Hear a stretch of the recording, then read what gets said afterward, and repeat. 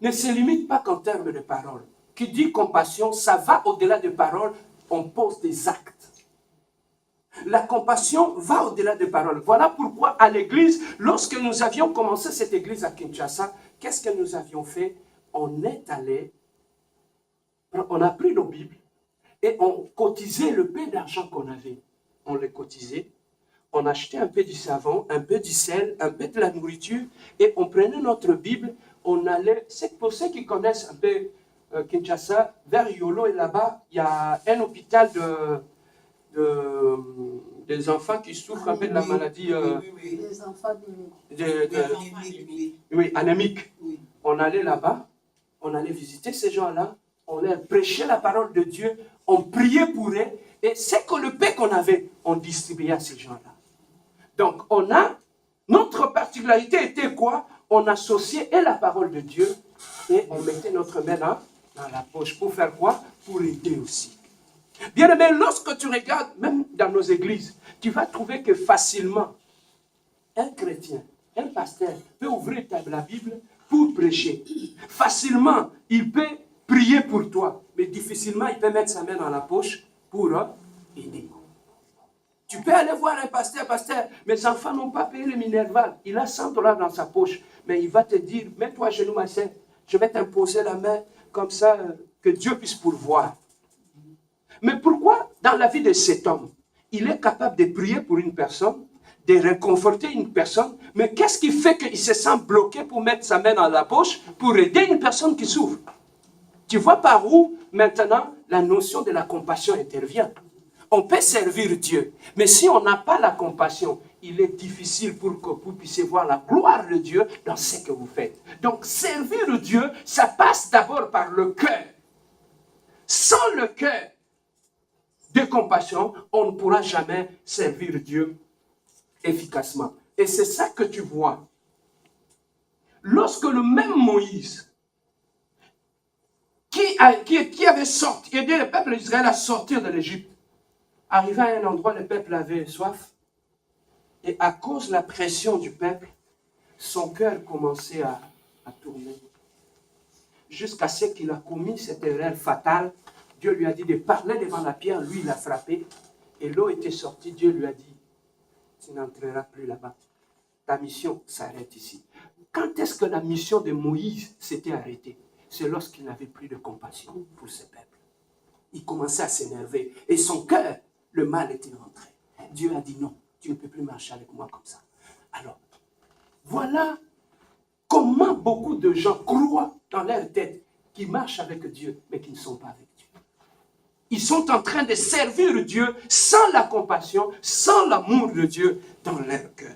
Alors, à partir de là, on a commencé à organiser des agapés, on a commencé à organiser pas mal d'activités et des séminaires. Donc, actuellement, nous avons une église qui est établie à Kinshasa où les gens sont en train de prier, sont en train de partager la bonne nouvelle, où les gens viennent de partout pour venir nous écouter. Donc, depuis 2000 jusqu'à aujourd'hui, 18 ans après, nous sommes toujours sur le terrain en train de prêcher ce message de la compassion, de la mener partout dans le monde, afin qu'on puisse servir le Seigneur avec cet esprit-là de la compassion dans nos cœurs. Alors, le manque de compassion, tu peux trouver même en l'église quelqu'un qui prêche bien, mais quand il descend de la chair, il n'a pas de compassion. Il n'a pas de compassion. Tu peux trouver une personne bien-aimée qui peut être un homme de prière. Quand il commence à prier, c'est du matin au soir. Mais pour qu'il puisse mettre sa main dans sa poche et aider une personne qui souffre, c'est tout un problème. Pourquoi? Parce qu'on n'a pas encore eu le cœur de Dieu. On veut tous avoir ce qu'il y a dans les mains de Dieu, mais on ne veut pas avoir le cœur de Dieu. Bien-aimé, lorsque tu as reçu le cœur de Dieu en toi, tout ce qui est dans sa main devient facile. Voilà pourquoi il y a beaucoup de gens, bien-aimés, ils ne prient plus. Il peut seulement avoir une pensée dans sa tête. Il dit, Seigneur, j'ai envie d'avoir une belle voiture. Le lendemain matin, Dieu ouvre une porte et la bénédiction est là. Pourquoi? Parce que cette personne a réussi à avoir le cœur de Dieu. Ce cœur d'amour, ce cœur de compassion. Amen. Amen. Alors, quelle est notre mission Notre mission se résume en quoi, en bref, pour le condenser? Dans cette mission, dans cette pépinière qui est l'église de la compassion, il y a des hommes qui arrivent, il y a des femmes qui arrivent, il y a des jeunes qui arrivent, il y a des enfants qui arrivent. Donc, cette église, la compassion, a une mission par rapport à chaque personne.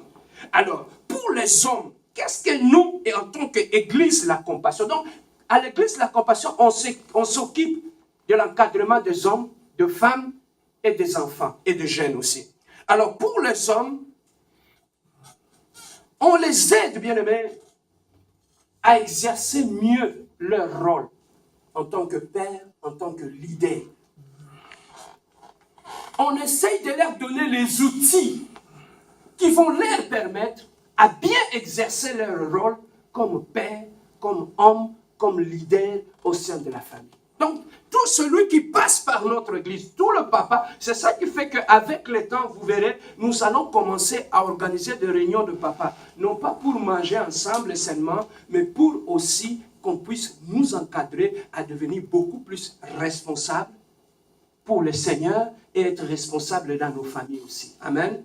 Donc, on a une mission d'encadrement et de formation par rapport à ces gens-là. Pourquoi? Parce que quand tu es un chrétien, tu as une mission par rapport à l'église, par rapport à ta famille et par rapport à la société.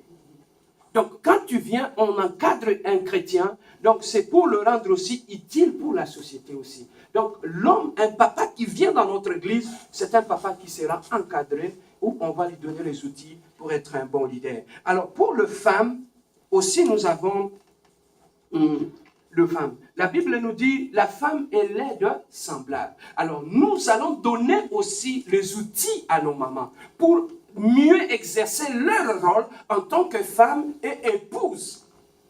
Et même nos jeunes sœurs qui arrivent, on leur prépare sur des notions de bonne valeur, afin qu'elles soient de femmes qui édifient aussi et qui marchent de succès en succès. Alors, pour les jeunes ont des capacités, ils ont des dons. Alors, on les encadre par rapport aux dons qu'ils ont, par rapport aux talents qu'ils ont, par rapport aux grâces qu'ils ont. On les encadre pour qu'ils soient bien-aimés. On les initie à la parole de Dieu, on les initie aussi à la vie de prière. Que ces jeunes-là soient des jeunes leaders qui sont bien préparés. Vous savez, les succès dans la vie, ça ne tombe pas du ciel. Les succès, ça se prépare. Alors, lorsqu'un jeune est préparé depuis sa jeunesse, c'est déjà un leader potentiel. Il sera appelé à réussir. Amen. Alors ça, c'est ce rôle-là que nous allons deux fois avoir des réunions de jeunes ici, où nous allons encadrer aussi des jeunes, leur donner les outils pour savoir comment éviter de tomber dans des pièges du diable dans leur vie. Alors, pour tout le monde, nous avons aussi une mission, et notre mission, c'est d'abord de s'aimer l'amour et la compassion dans nos cœurs. Quand tu entres dans l'église, la compassion, la première des choses qu'on vise, dans l'encadrement qu'on va te donner, c'est d'abord de te bâtir en tant que chrétien. Vous savez, la vie chrétienne, c'est comme une maison. Il faut la bâtir. Alors, un chrétien qui vient dans l'église, la compassion, nous le bâtissons et nous bâtissons l'amour en lui et nous donnons des outils. Comme ça, nous aurons des séminaires et toutes ces choses-là que nous aurons ici à l'église. Alors, notre vision, nous allons parler un peu de notre vision. Notre vision, les deux éléments clés de l'église, de la vision de l'église, la compassion, sont d'abord, le premier, c'est d'abord le salut des âmes. Dans la mission de l'église, la compassion, dans notre vision. Notre vision, c'est d'abord, le premier élément de notre vision, c'est d'abord le salut des âmes. Donc, tout ce que nous allons faire ici, séminaire, convention, culte, journée d'adoration, ça sera dans le but de salut des âmes. Donc, on ne va pas se réunir pour autre chose, c'est pour le salut des âmes. Alors, dans le salut des âmes, nous allons les équiper pour devenir des vrais disciples. Parce que Jésus-Christ, dans sa parole, lorsqu'il encadrait ses disciples, il ne les a pas envoyés directement dans le champ. Il y a eu des séances d'encadrement. Donc, nous sommes une pépinière, une église qui enseigne, qui encadre et qui équipe les chrétiens par rapport à cela. Donc, tout ce qui concerne le salut des âmes, nous allons le faire.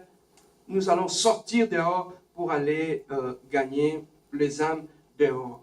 Alors, à part le salut des âmes, c'est aussi, après avoir gagné les âmes, c'est aussi les équiper. Donc ça, c'est la deuxième phase. On gagne d'abord les âmes et ensuite on les équipe. On gagne les âmes dehors, on les amène au Seigneur, on les amène, non pas qu'on les laisse être assis dans l'église, mais on les équipe aussi. On leur donne des outils pour devenir des chrétiens mûrs, matures et dans la présence de Dieu. Alors ça, c'est ce que nous avons. Alors pour terminer, Pasteur Serge nous a parlé de la vision, c'est bien beau. Mais quelle est notre confession de foi? Vous croyez en quoi? L'Église de la Compassion, notre confession de foi, nous croyons à l'existence d'un seul Dieu.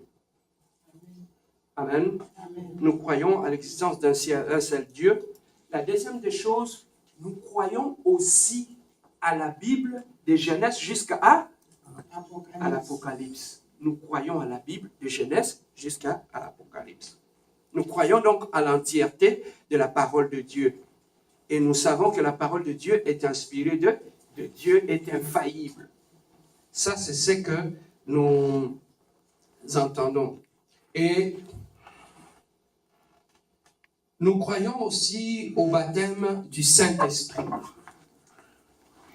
Nous croyons au baptême du Saint-Esprit, comme la Bible le dit dans le livre des Actes, chapitre 2, verset 4. Nous croyons au baptême du Saint-Esprit que Dieu a envoyé pour le croyant, pour les chrétiens. Et nous croyons aussi au baptême d'eau, par immersion. Donc, comment nous nous baptisons? Nous ne nous baptisons pas comme on voit à l'église catholique, on te met un peu d'eau sur la tête, mais nous, on amène la personne dans les eaux du baptême, on les met dans l'eau et on les sort de là. Amen. Amen. Alors, qu'est-ce que nous croyons aussi? Nous croyons à la guérison divine. Nous, à l'église de la Compassion, nous croyons à la guérison divine de la maladie, au nom puissant de notre Seigneur Jésus-Christ. Et vers la fin, nous croyons aussi nous croyons à la seconde venue de Jésus-Christ, que Jésus-Christ reviendra nous chercher. Nous croyons aussi à ça. Et Jésus-Christ, un jour, il reviendra nous chercher. Voilà pourquoi dans cette église, tout ce que nous allons faire, c'est pour préparer les chrétiens au retour de Jésus-Christ. Ça, c'est ce que nous croyons dans cette église. Et à la fin, nous croyons aussi au jugement final. À la fin de toute chose, Jésus-Christ va nous juger par rapport au bien et au mal. Voilà pourquoi nous, ici à l'église de la Compassion, nous allons te préparer, non pas pour rencontrer Jésus-Christ comme un juge, mais tu vas le rencontrer vers celui qui viendra te récompenser pour le travail que tu as fait dans la mission. Parce qu'il y a deux façons que nous allons rencontrer Jésus. Tu le rencontres soit comme juge, ou tu le rencontres comme celui qui vient récompenser la mission. Et il te reçoit dans la maison, que l'enfant était parti dans le monde, il a accompli sa mission et il te reçoit dans sa félicité. Amen, hein? Amen. Alors, voilà pourquoi nous nous activons dans ce sens-là pour essayer de préparer le chrétien. Donc voilà ce que nous, à cela que nous croyons. Ici, à l'église, la compassion, on ne va pas te donner de l'eau pour aller jeter à la maison, on ne va pas donner de fil pour... non, nous croyons seulement au nom puissant de notre Seigneur Jésus-Christ qui est capable de tout faire. Amen. Amen, hein? Amen. Donc voilà à cela que nous croyons. Nous croyons à la vision, nous croyons à des prophéties aussi, nous croyons à toutes ces choses-là, à tout ce qui concerne l'activité du Saint-Esprit. Nous croyons aussi à toutes ces choses-là. Alors c'est cela qui était notre confession de foi à l'église La Compassion. Alors, pour terminer, quels seront nos programmes? Ici, dans cette salle que nous avons réussi, donc, pour le moment, on va commencer à se réunir chaque dimanche le matin. Ici, nous allons nous réunir chaque matin, donc, de 10h jusqu'à 12h30.